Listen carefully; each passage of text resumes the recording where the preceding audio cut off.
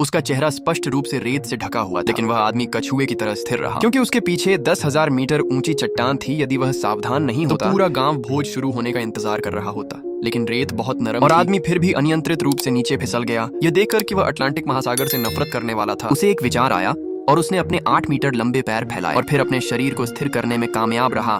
वह हताश था जब वह देखने ही वाला उसे उम्मीद नहीं थी कि उसके बैग में रखा फोन अचानक बज उठा। परिचित रिंगटोन ने उसे यह निष्कर्ष निकालने पर मजबूर कर दिया कि यह उसकी प्रेमिका थी। एक आदमी जीवित रहने का यह एकमात्र मौका कैसे चूक सकता है। पहले उसके शरीर को उसके चेहरे से ठीक किया और फिर परीक्षण किया। जब वह अपना बैग खोलने ही वाला था तब भी एक दुर्घटना हुई। हालांकि वह असफल रहा, फिर भी वह आदमी निर्देशक की व्यवस्था के तहत नरक के द्वार के किनारे पर लटका रहा। पूर्वजों 18वीं पीढ़ी को कोई फायदा नहीं हुआ।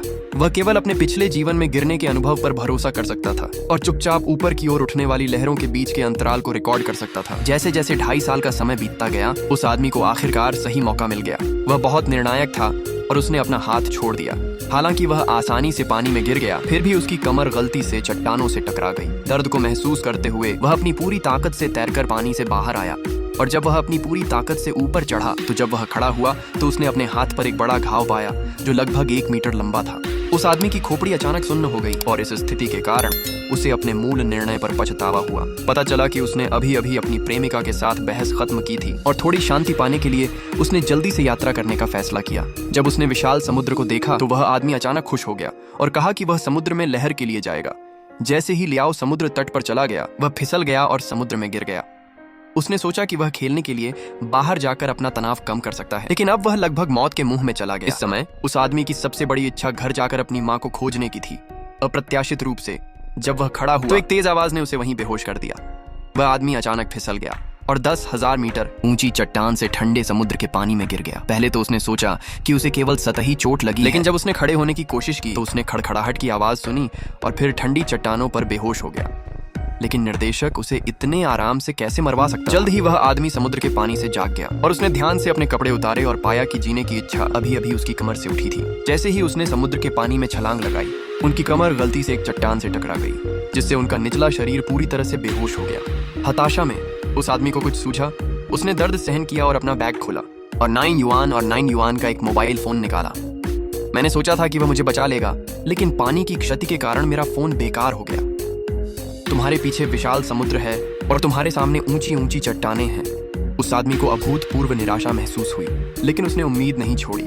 उसने अपनी शर्ट उतार दी, बस घाव पर पट्टी बांधी और फिर धीरे से चट्टान पर लेट गया, क्योंकि वह जानता था कि वह केवल अपनी ताकत बचाकर ही बचाव का इंतजार कर सकता था, यथासंभव। हालांकि जब उसने फिर से अपनी आंखें खोली तो उसे एक भी आकृति दिखाई नहीं दी। अचानक उसने दूसरी तरफ समुद्र तट की खोज की, जहां स्पष्ट रूप से बचाव की अधिक उम्मीद थी। हालांकि वह यहाँ मरने का इंतजार कर रहा था, मन और बचाव की तलाश में तैरने के लिए तैयार। मैंने देखा कि वह आदमी दर्द के कारण समुद्र में रेंग रहा था। पहले तो वह मुश्किल से 2 बार तैर सका, लेकिन क्योंकि उसके निचले शरीर में कोई संवेदना नहीं थी और उसका केवल एक हाथ था, वह जल्द ही थक गया और उसका शरीर और भी अधिक थकने लगा। बेकाबू होकर डूब गया। निराशा में उसकी प्रेमिका एक बार फिर उसके दिमाग में आई। जब उसने सोचा कि अगर वह इस तरह मर गया तो पड़ोसी लाओ वांग निश्चित रूप से उसके सिर को घास से ढक देगा। जीवित रहने की तीव्र इच्छा के साथ उसने पानी से बाहर तैरने के लिए अपनी पूरी ताकत लगा दी और फिर समुद्र के पानी के निरंतर प्रभाव के तहत तेजी से किनारे पर आ गया। इस समय उसने अपना बैग चट्टान पर लटकाने के लिए संघर्ष किया। अचानक कुछ दूरी पर दहाड़ सुनाई दी और उस आदमी ने पूरी कहानी में एकमात्र पंक्ति चिल्लाई। जाहिर है इतनी लंबी दूरी पर निर्देशक की व्यवस्था के बिना हेलीकॉप्टर इसे नहीं सुन सकता था। हालांकि आदमी ने ज्वार बुझने तक इंतजार किया, लेकिन उसे अपनी बांह पर चुभने वाला दर्द महसूस हुआ। यह उसके घाव को जलाने वाला सीगल था। उसने तुरंत सीगल्स को भगाया और फिर अपने भारी शरीर को खींचकर समुद्र तट की ओर ले गया। रास्ते में उसे एक कैन मिला। उसने सोचा कि इसमें उसका पसंदीदा पेय है, लेकिन इससे भी बुरी बात यह थी कि उसका हाथ मछली के कांटे में फंस गया था और वह दर्द से चिल्लाया, आंसू रोको और मछली का कांटा बाहर निकालो। जल्द ही दूर रात का समय आ गया। अगर उसे फिर से पानी का स्रोत नहीं मिला तो वह कल सूरज नहीं देख पाएगा। इस समय उनका IQ आइंस्टीन के बराबर था। उन्होंने टिनफॉइल निकाला, रेत में एक छेद खोदा और ध्यान से टिनफॉइल को अंदर डाल दिया। अगले ही सेकंड उन्होंने वास्तव में अपना मूत्राशय सार्वजनिक रूप से जारी कर दिया।